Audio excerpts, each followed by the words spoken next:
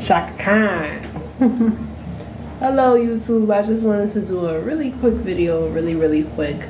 And every now and again, or y'all already know I talk about God, I talk about prayer.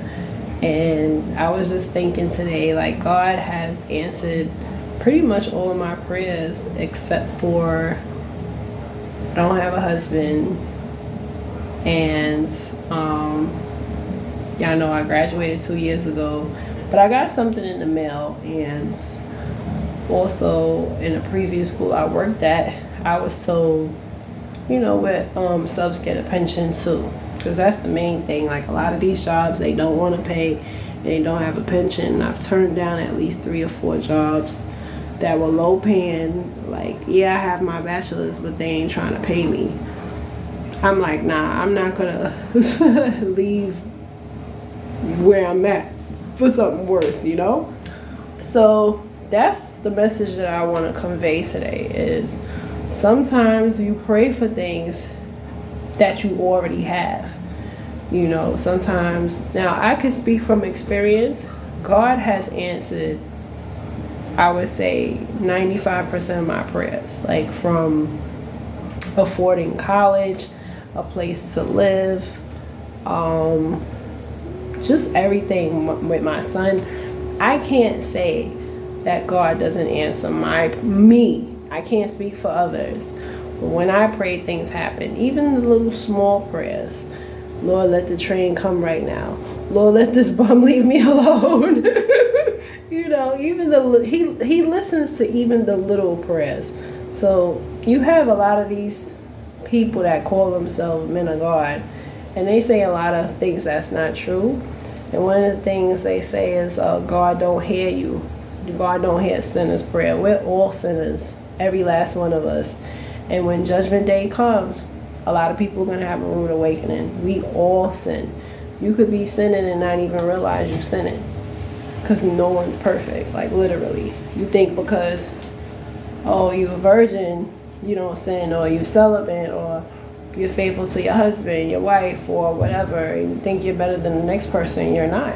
God sees that you're gossiping. God sees that you're sowing discord among the brethren. You starting drama. You doing things, treating your kids unfairly, wishing death on people. The list goes on of the things that people do and they don't realize it's a sin. So being human, you're going to sin. Thinking about a man in a sexual way, that's a sin, ladies. And vice versa. So we all sin. Every last one of us. That's what makes us beautifully human. So anyone that tells you otherwise,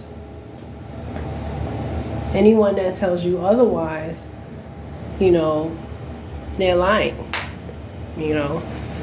But I just briefly wanted to say that is sometimes when we pray, just like I spoke about, sometimes you could be praying for a husband. Sometimes no husband means no.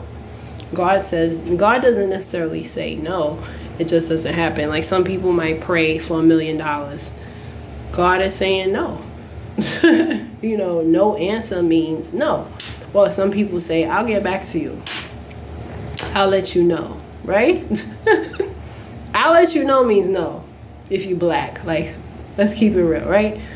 So that's the same thing with God. Like, he hasn't gotten back to you because the answer is no.